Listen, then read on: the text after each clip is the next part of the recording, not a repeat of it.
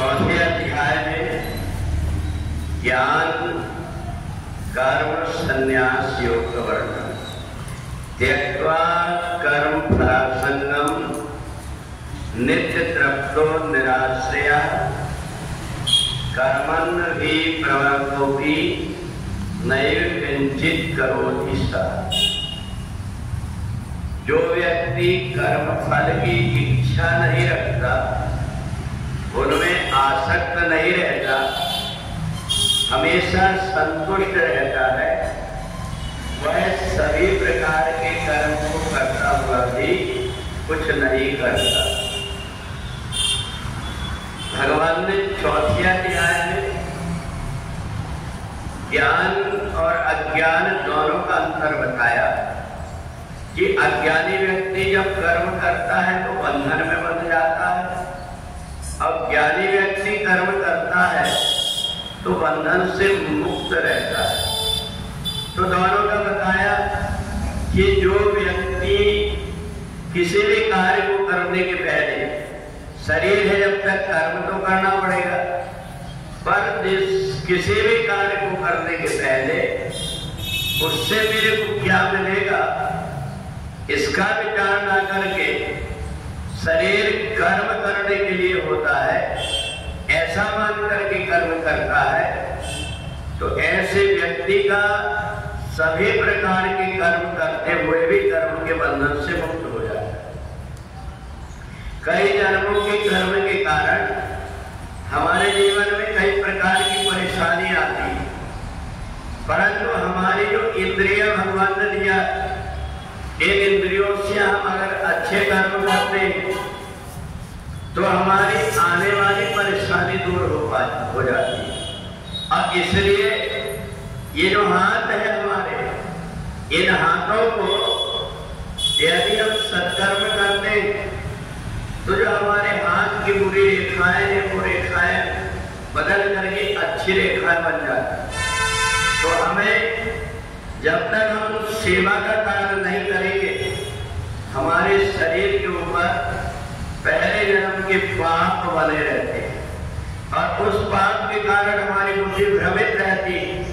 हमें ज्ञान नहीं हो पाता कि हम लोग कुछ कर रहे हैं, ये क्या हमें मनुष्य शरीर भगवान ने इसलिए दिया।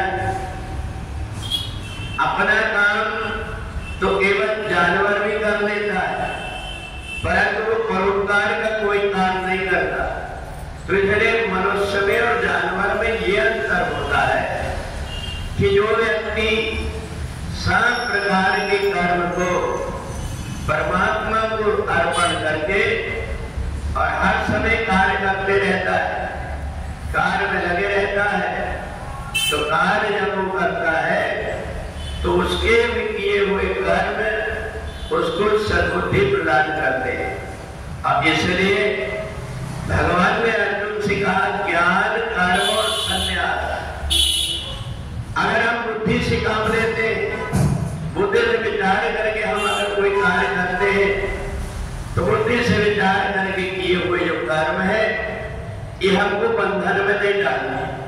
और इसलिए ये हाथ परमात्मा ने दिया, ये हाथ अगर अच्छे काम में नहीं उठते तो ये काम बुरे काम की तरफ जाने लगते हैं, अर्थात निष्कर्म हो जाते हैं।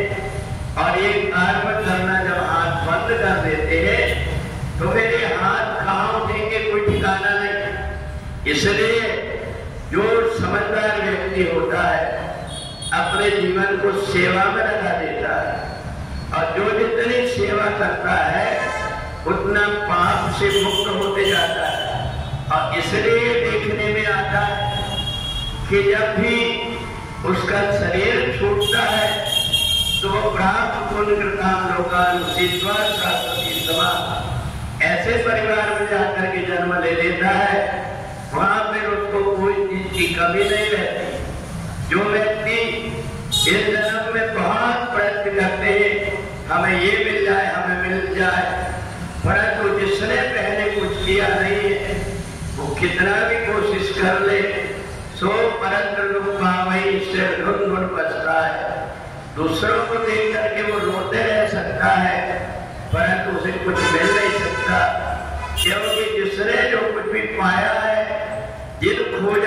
पाइया गहरे पानी में, जिसने पहले अपने शरीर का सदुपयोग करके सेवा में लगा करके, परोपकार में लगा करके, परमात्मा में लगा करके कर्म किया है, ये जन्म में उसको सब कुछ मिला है और यहाँ भी करके वो आगे का भी अपना जीवन सुधार लेता है। तो इसलिए सत्कर्म करने वाले व्यक्ति की दुर्गति नहीं होती।